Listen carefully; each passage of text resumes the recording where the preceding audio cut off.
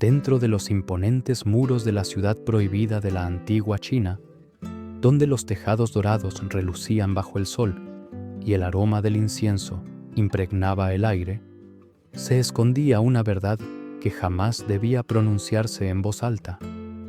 A los ojos de un forastero, aquel lugar parecía un mundo tejido con seda, poder y belleza.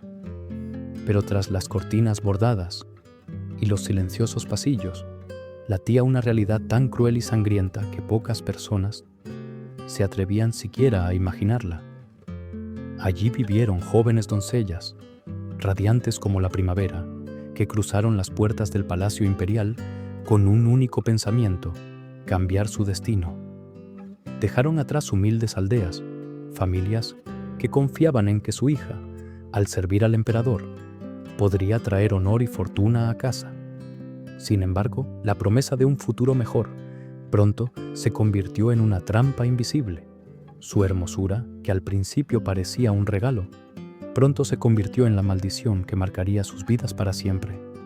En la vasta maquinaria del poder imperial, estas jóvenes no eran libres para amar, no podían decidir sobre su propio cuerpo y, peor aún, se les negaba el derecho más elemental de toda mujer: dar vida.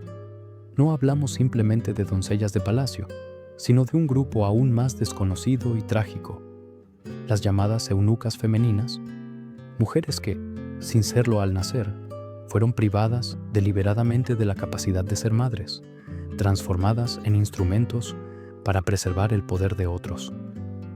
En las obras de teatro histórico y en las series de televisión chinas, es común encontrar la figura del eunuco masculino, de movimientos suaves, voz apagada y mirada astuta, siempre al servicio de los más poderosos, intrigando en las sombras. Sin embargo, pocas veces se menciona que, en paralelo a ellos, existió un grupo aún más olvidado: las eunucas femeninas, cuya tragedia fue quizás mucho más profunda. ¿Por qué existía esta figura? ¿Qué podía llevar a una corte imperial a someter a una mujer a semejante destino? Y lo más inquietante, ¿cómo se llevaba a cabo la transformación?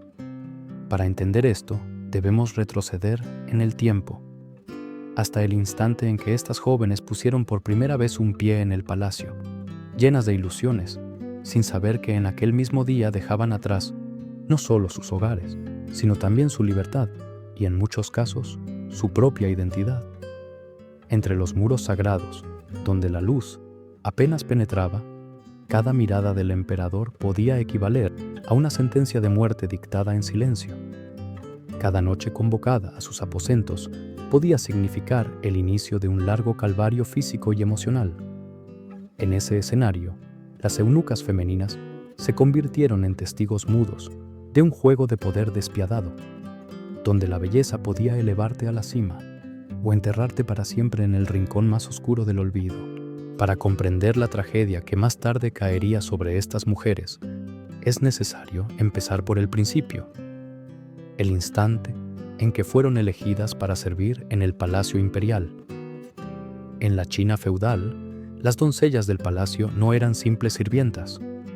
Eran parte esencial de la vida interna de la corte, y su selección se regía por normas rigurosas y, en ocasiones, deshumanas. Tomemos como ejemplo la dinastía Ming. Según la biografía de la emperatriz Ming, en el primer año de la era Tianqi, el emperador Chongzhen ordenó una selección nacional de 5.000 jóvenes virtuosas para ser llevadas a la capital. La mayoría tenía entre 13 y 16 años, la edad en que la infancia apenas se despedía y la vida adulta apenas comenzaba. El proceso empezaba con un escrutinio preliminar en sus provincias natales. Aquellas que superaban esa primera criba emprendían un viaje largo y fatigoso hasta la ciudad prohibida. Allí, bajo la supervisión de eunucos y ancianas experimentadas, matronas que conocían los secretos del palacio mejor que nadie, comenzaba la verdadera prueba. Día 1. La inspección de la apariencia general. El eunuco principal observaba la complexión y la estatura de cada candidata. Las que eran muy altas o bajas, muy delgadas o corpulentas, las que tenían la espalda curvada o las piernas arqueadas, eran inmediatamente descartadas. Solo aquellas con una figura armoniosa y proporciones equilibradas podían avanzar. Día 2. el examen del rostro y la voz. Las seleccionadas eran divididas en grupos. Se evaluaba cada facción: los ojos, la nariz, la boca, las orejas y el cuello. Una pequeña peca mal ubicada, una cicatriz, una voz ronca o un tartamudeo bastaban para ser eliminadas. Después de esta segunda jornada, más de la mitad ya había sido eliminada. Día 3. La revisión de las proporciones corporales y la forma de caminar. Los eunucos medían brazos, tobillos y dedos. Observaban la postura al andar. Si la candidata movía los brazos de manera irregular, si bamboleaba las caderas con excesiva torpeza, o si un hombro estaba más alto que el otro, su destino estaba sellado. La puerta de salida. Al concluir, de las miles que llegaron, solo 1000 quedaban. Día 4. El examen final de las matronas veteranas. Aquí no bastaba la belleza exterior. Las candidatas debían desnudarse para que las ancianas examinaran la piel, el olor corporal, incluso las axilas. Cualquier indicio de mala salud o higiene significaba la eliminación inmediata. Solo unas 300 jóvenes, de las miles originales, pasaban esta última prueba. A partir de ahí, comenzaba un periodo de entrenamiento riguroso.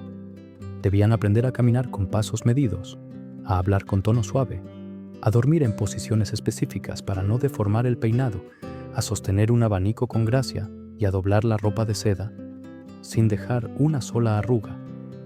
Hasta la forma de peinarse el cabello se convertía en un arte que había que dominar. Finalmente, llegaba el momento de la asignación de destino. Las más bellas y elegantes eran enviadas a servir en el palacio del emperador o en el de la emperatriz.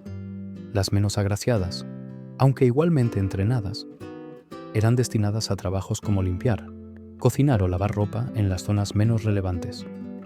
Sin embargo, y de manera irónica, en el mundo cerrado y lleno de intrigas de la corte, la belleza no siempre era una bendición, porque allí, en el corazón de la ciudad prohibida, cada mirada del emperador podía despertar celos mortales, y las consortes, decididas a ser las únicas en su atención, no siempre toleraban la presencia de una doncella hermosa cerca de su señor. A veces, esa misma belleza que les había abierto las puertas del palacio sería la que más tarde sellaría su destino en las sombras. En el interior del palacio, la belleza podía ser tanto una bendición como una condena. Para las consortes, cuya posición dependía casi exclusivamente del favor del emperador, cualquier mujer joven y atractiva representaba una amenaza latente. Y en aquel universo donde cada gesto podía tener un significado político, la belleza era un arma de doble filo. Las consortes sabían que el afecto imperial era volátil.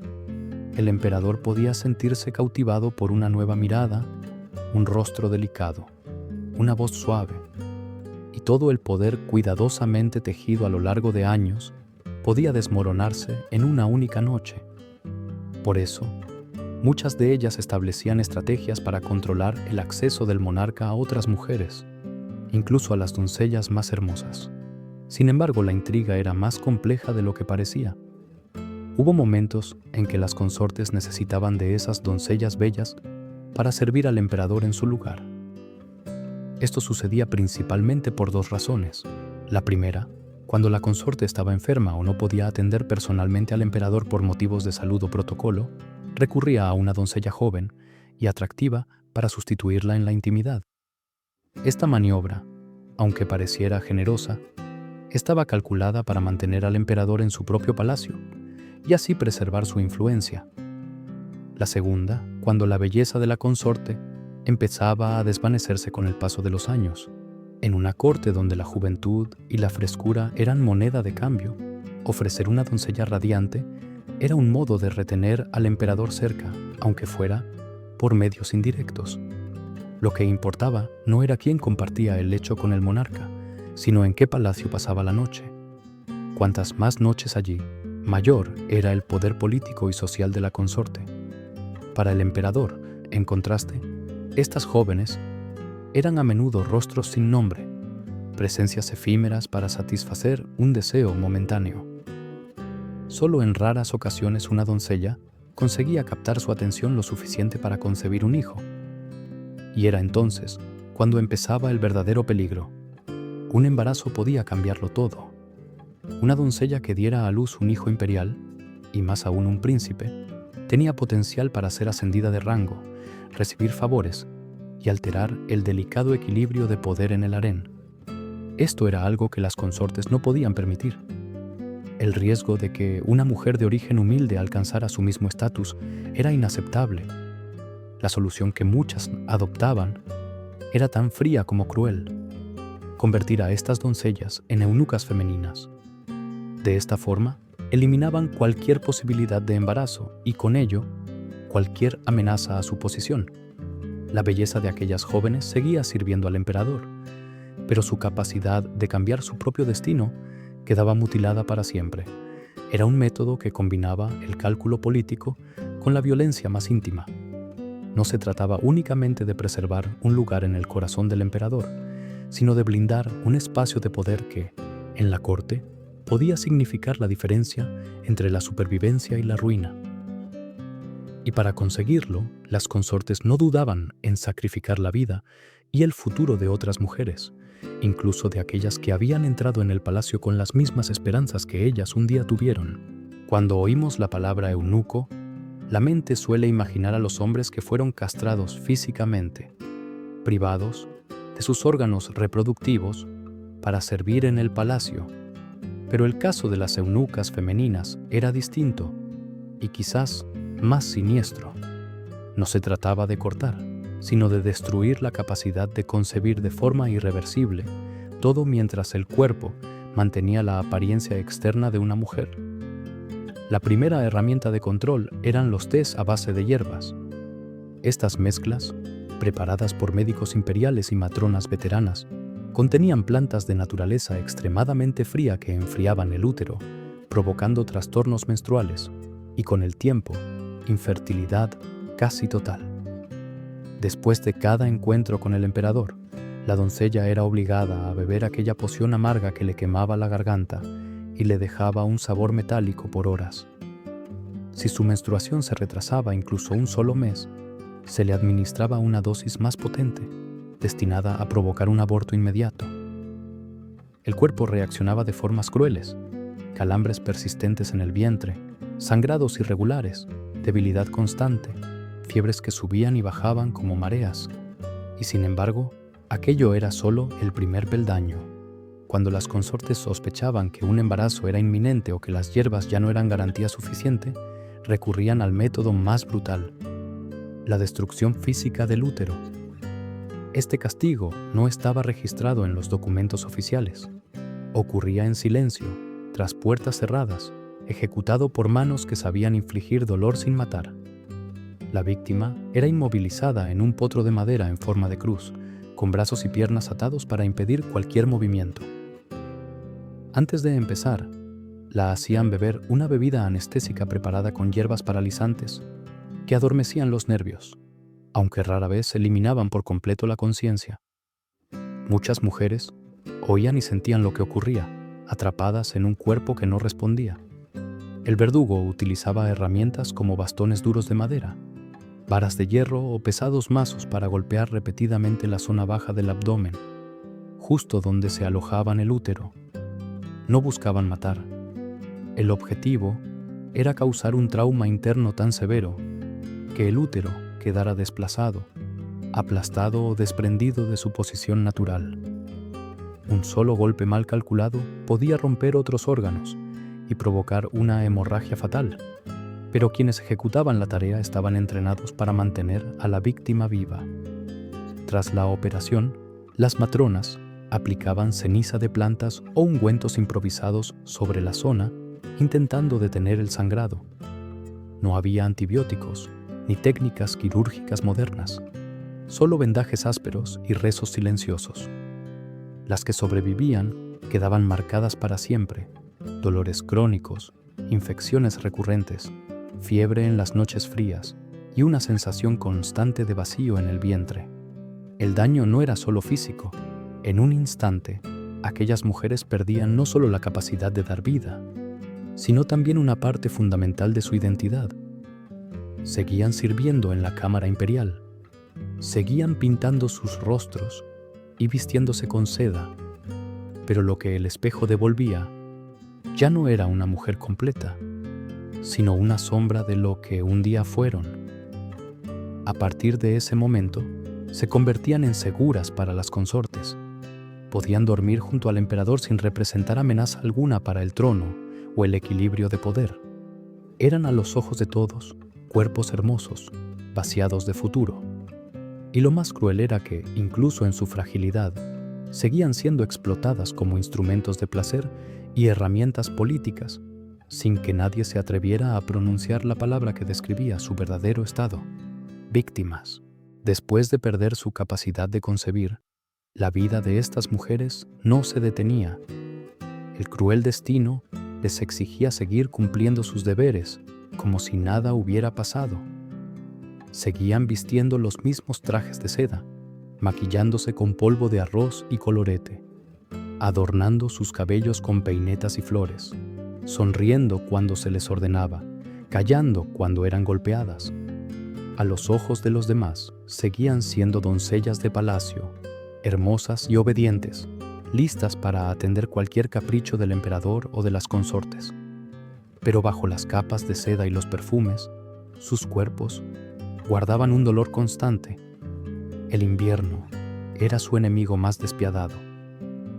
El frío se filtraba por cada articulación y despertaba punzadas insoportables en el vientre, recordándoles cada día la violencia que habían sufrido. Muchas no podían permanecer sentadas mucho tiempo. Otras no soportaban caminar largas distancias. Las infecciones eran comunes. Sin medicinas modernas, cada fiebre podía convertirse en una amenaza mortal. Y sin embargo, la corte no se detenía por ellas.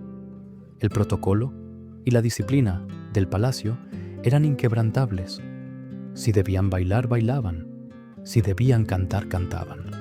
Si debían compartir el lecho del emperador, lo hacían. Aunque sus cuerpos estuvieran rotos, en ese microcosmos regido por la intriga, no había espacio para la compasión.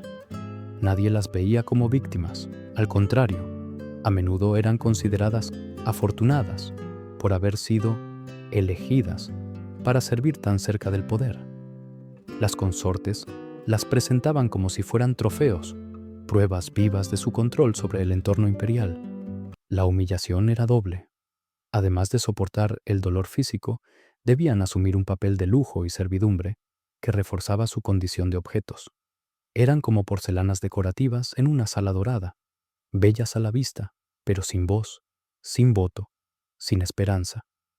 A diferencia de las doncellas comunes que, al cumplir los 25 años, podían dejar el palacio, recibir una modesta compensación y regresar a sus aldeas para casarse y formar una familia, las eunucas femeninas no tenían ese horizonte.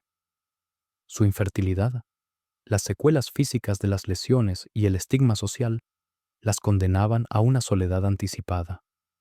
A los ojos de los hombres de la época, una mujer que no podía dar hijos no tenía valor como esposa. La idea de casarse con una mujer castrada era, para la mentalidad feudal, no solo indeseable, sino vergonzosa. Y así, estas mujeres permanecían atrapadas en un limbo. Ya no pertenecían al mundo cerrado del palacio, pero tampoco tenían un lugar en el mundo exterior. Dentro de esos muros, aprendieron a vivir como sombras, presentes, pero invisibles. Sonreían cuando era necesario, evitaban miradas demasiado largas, no se acercaban a los niños porque su mera presencia les recordaba lo que les habían robado. La vida después de la transformación no era vida, era una larga espera en que cada día se parecía al anterior, hasta que el tiempo y el olvido las borraban de la memoria de todos. Para una doncella común, la salida del palacio a los 25 años era una liberación. Recibían una pequeña suma de dinero, podían regresar a sus aldeas, casarse y, aunque tarde, iniciar una vida nueva.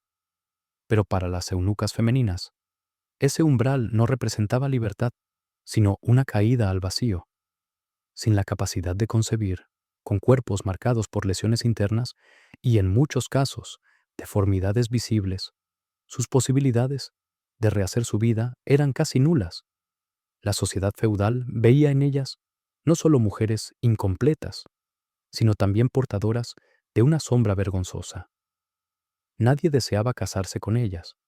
Carecían de hijos que aseguraran la estirpe y por lo tanto no ofrecían valor dentro de la lógica matrimonial de la época. Algunas, con las escasas monedas ahorradas durante su servicio, lograban abrir un pequeño puesto en el mercado, vendiendo incienso, lámparas o remedios tradicionales. Otras trabajaban como criadas en casas de familias adineradas, realizando tareas ligeras que sus cuerpos aún podían soportar.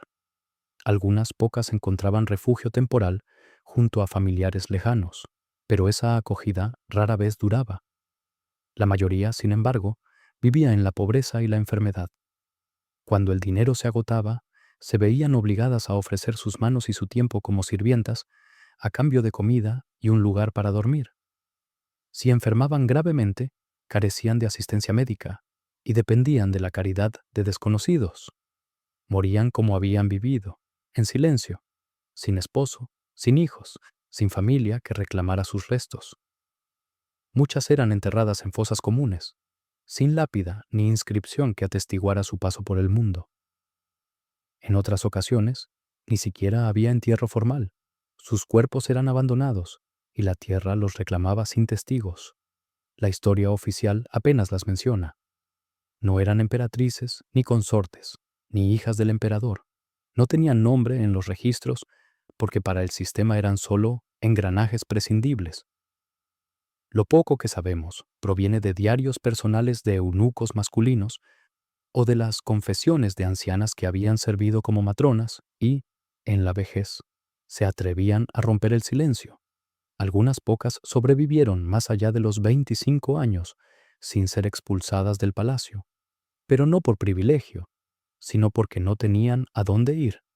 Vagaban por las ciudades, invisibles para la multitud, evitando cualquier contacto que pudiera revelar su condición.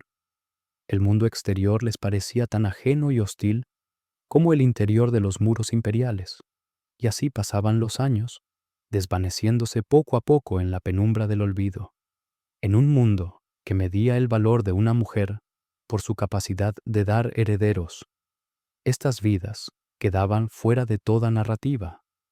No eran vistas como tragedias humanas, sino como meras consecuencias necesarias del equilibrio de poder. Y cuando la última de ellas cerraba los ojos para siempre, su historia se extinguía junto con su nombre, salvo en las raras ocasiones en que alguien, por casualidad, encontraba una mención perdida en un viejo pergamino.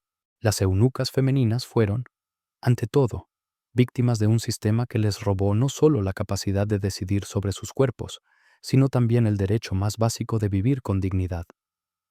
Sus nombres no figuran en los libros de historia, no hay retratos que conserven su imagen, y sin embargo existieron. Respiraron, amaron en silencio, sufrieron y resistieron. Su tragedia no fue un accidente aislado, sino el resultado de una máquina de poder implacable. En el universo cerrado de la corte imperial, cada mujer era una pieza que podía ser movida, sacrificada o destruida conforme a las necesidades de quienes ostentaban el control. La belleza, que en cualquier otro lugar habría sido celebrada, aquí se convertía en una sentencia. Cada mirada amable del emperador podía despertar celos mortales.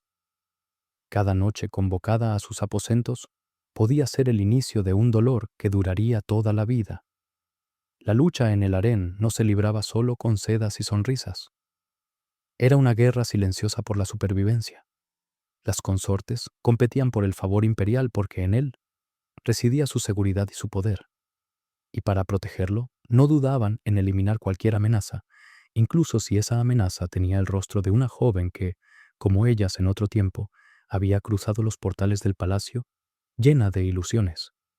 Convertir a una doncella en eunuco femenina no era simplemente una medida anticonceptiva. Era un acto de control absoluto, una forma de apagar cualquier posibilidad de ascenso, cualquier sueño de libertad. Al destruir su capacidad de dar vida, también destruían un fragmento esencial de su identidad. En los registros oficiales apenas aparecen. No hay juicios contra quien ordenó sus mutilaciones. Ninguna corte investigó su sufrimiento. No hubo luto público por su pérdida. La historia las relegó al silencio, como si su dolor no mereciera ser recordado. Y sin embargo, vivieron. Resistieron en el rincón más oscuro del pasado, soportando años de humillación y dolor, a menudo con una fortaleza que nunca fue reconocida. Hoy contar su historia es un acto de justicia. Es devolverles, aunque sea por un instante, el lugar que les fue robado. Porque la historia no está hecha solo de emperadores, generales y sabios. También se compone de los suspiros de los olvidados, de las lágrimas de quienes nunca tuvieron voz. Un antiguo proverbio decía: quien entra en el palacio, deja su nombre en la puerta. Las eunucas femeninas dejaron algo más: su cuerpo, su alma y sus esperanzas. Nadie las veneró. Ningún pariente lloró por ellas. Nadie escribió su biografía. Pero al escuchar esta narración, usted les está devolviendo la existencia. Aunque sea por un breve momento, ahora sabe que caminaron sobre esta tierra. Que su memoria nos sirva de advertencia. El poder, cuando no tiene límites, es capaz de distorsionar lo más sagrado de la condición humana. Y que sirva también de homenaje. Porque vivieron, porque soportaron, porque incluso en medio de la oscuridad más densa, dejaron una huella invisible que, si nos atrevemos a mirar, aún podemos encontrar. Si esta historia le ha conmovido, compártala, porque mientras sigamos contándola, ellas no estarán del todo perdidas. La historia deja de ser pasado cuando se convierte en voz, y en nuestra voz ellas pueden seguir existiendo, como una sombra que, aunque el tiempo intente borrarla, nunca desaparecerá por completo.